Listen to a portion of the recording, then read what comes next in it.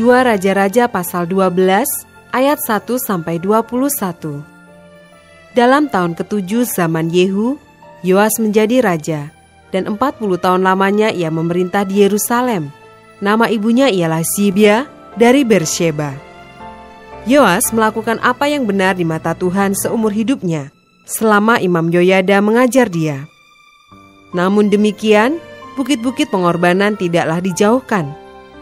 Bangsa itu masih mempersembahkan dan membakar korban di bukit-bukit itu. Berkatalah Yoas kepada para imam, segala uang yang dibawa ke dalam rumah Tuhan sebagai persembahan kudus, yakni uang masuk untuk pencatatan jiwa, uang tebusan jiwa menurut penilaian yang berlaku untuk seseorang, dan segala uang yang dibawa ke dalam rumah Tuhan karena dorongan hati seseorang, baiklah para imam sendiri menerimanya, masing-masing dari kenalannya, dan memakainya untuk memperbaiki yang rusak pada rumah itu, di mana saja terdapat kerusakan.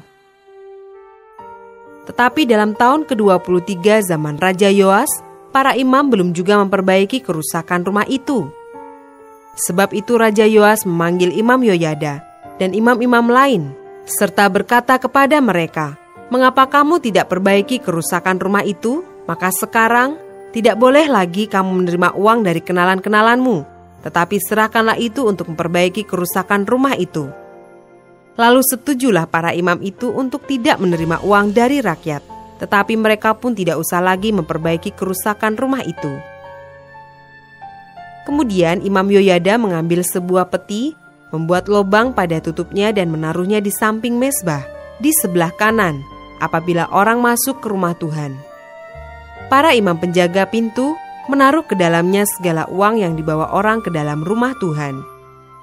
Dan apabila dilihat mereka bahwa sudah banyak uang dalam peti itu, maka datanglah panitera raja beserta imam besar, lalu membungkus dan menghitung uang yang terdapat dalam rumah Tuhan itu. Mereka menyerahkan jumlah uang yang ditentukan ke tangan para pekerja yang diangkat mengawasi rumah Tuhan, dan mereka ini membayarkannya kepada tukang-tukang kayu, kepada tukang-tukang bangunan yang mengerjakan rumah Tuhan itu, kepada tukang-tukang tembok, dan kepada tukang-tukang pemahat batu. Mereka memakainya juga bagi pembelian kayu dan batu pahat untuk memperbaiki rumah Tuhan, dan bagi segala pengeluaran untuk memperbaiki rumah itu.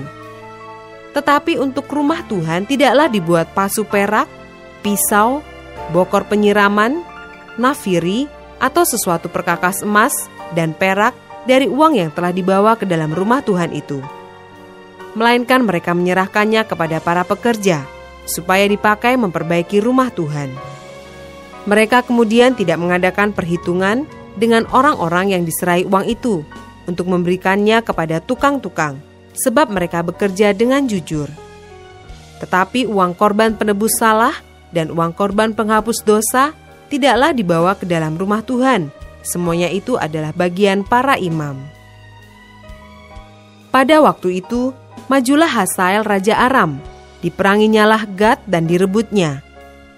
Kemudian Hazael berniat menyerang Yerusalem. Tetapi Yoas, Raja Yehuda, mengambil segala persembahan kudus yang telah dikuduskan oleh para leluhurnya, yakni Yosafat, Yoram, dan Ahazia, raja-raja Yehuda, dan persembahan-persembahan kudusnya sendiri, juga segala emas yang terdapat dalam perbendaharaan rumah Tuhan dan istana raja. Dikirimkannyalah semuanya itu kepada Hazael, Raja Aram, maka tidak jadi lagi Hazael menyerang Yerusalem.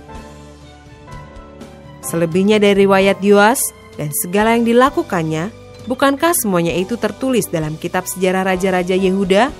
Pegawai-pegawainya bangkit mengadakan persepakatan, lalu membunuh Yoas di rumah Milo, yang letaknya di penurunan ke Sila.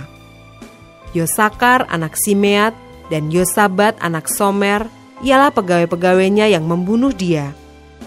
Lalu ia dikuburkan di samping nenek moyangnya di kota Daud. Maka Amasya anaknya menjadi raja menggantikan dia.